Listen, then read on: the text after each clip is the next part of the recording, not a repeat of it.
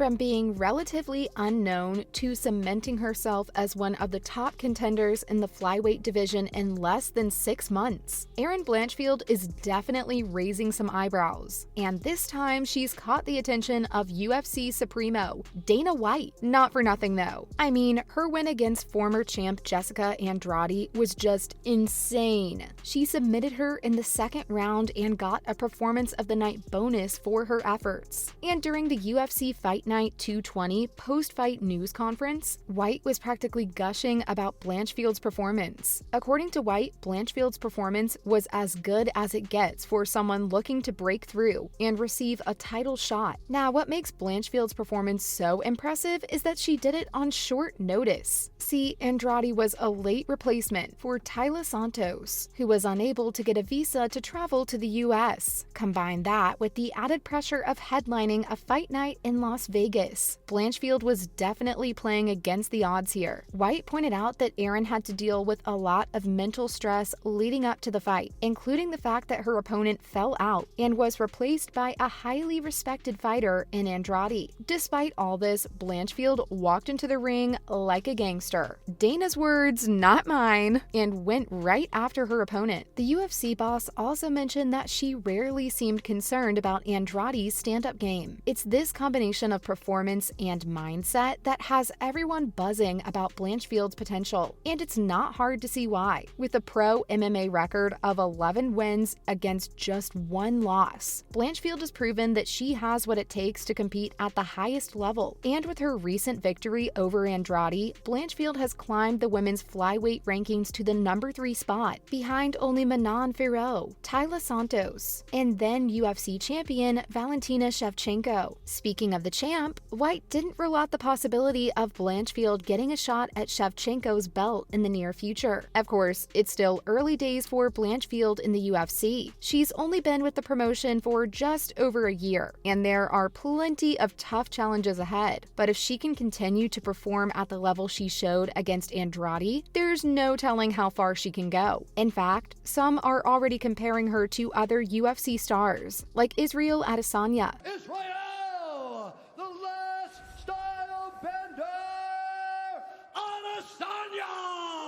And Conor McGregor, who made rapid rises to the top of their respective divisions. Work hard, put in the time, you will succeed, and that is a philosophy that I carry, my coaches carry. And with her well-rounded skills and impressive mindset, it's not hard to see why. As the UFC president was quick to note, Erin's willingness to engage on the feet with power puncher Andrade was super impressive. It's not often you see a fighter with such poise and confidence in the face of a former champion, but that's exactly what Blanchfield brought to the table that night. However, I don't think it was just this fight that convinced Dana. Like, think about it. Erin skipped over a whole lot of talented fighters to land this match against Andrade. It was only her 5th time in the octagon, yet she was headlining the event. This fight was a massive spotlight for her. Like, we rarely ever see a fighter without a large following getting a main event within their first 5 UFC fights. Now, if you ask me, this could mean one of 2 things. Either the promotion sees potential in Blanchfield and wanted to see her in a title fight soon, or the matchmakers were just chucking her to the wolves to see how she would stack up against the division's elite. And well, the latter's already been proven false. Blanchfield absolutely dominated the competition at UFC 219. It was an intense matchup from the get-go, with Andrade trying to impose her aggressive style right off the bat. The veteran fighter tried to overwhelm Blanchfield with her trademark blitz of punches, but the young contender was quick to respond with sharp jabs to keep her opponent at bay. Blanchfield also attempted to take the fight to the ground, but Andrade proved to be a tough opponent to bring down. Despite the back-and-forth action, Andrade appeared to have a slight edge due to her relentless pressure. However, Blanchfield came back strong in the second round, determined to turn the tide in her favor. She quickly secured a takedown, and once the fight hit the ground, Blanchfield's world-class jiu-jitsu skills were on full display. She smoothly transitioned through Andrade's defenses, looking for an opening to lock in a submission. And from there, it didn't take long for Erin to find her opportunity. 1 minute and 30 seconds into the round, she grabbed Andrade's neck and applied a rear naked choke, forcing the former champion to tap out. It was an impressive victory for Blanchfield and has kind of put the entire division on notice. And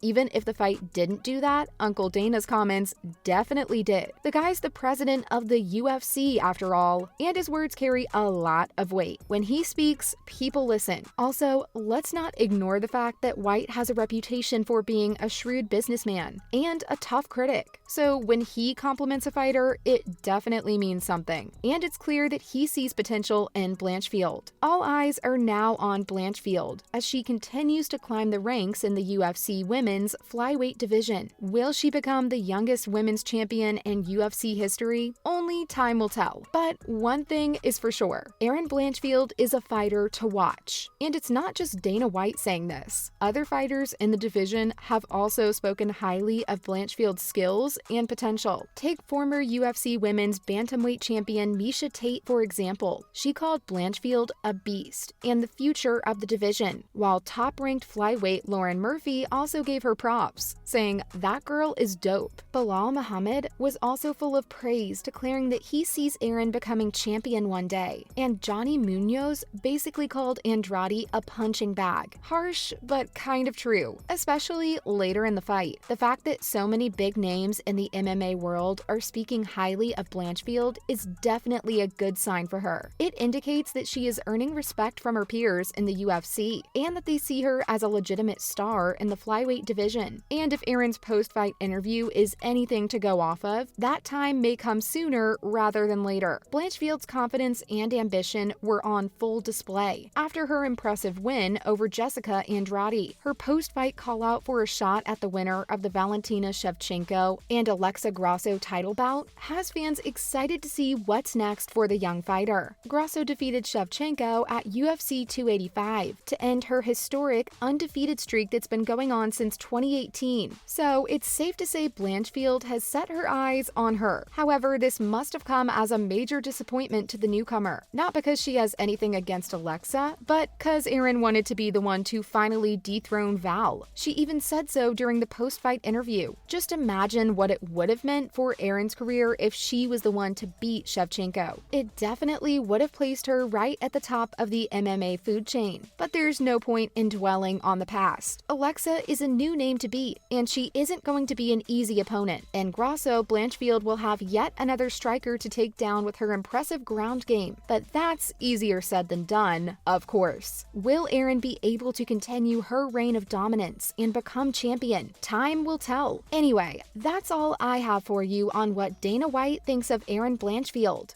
Erin, cold-blooded Blanchfield!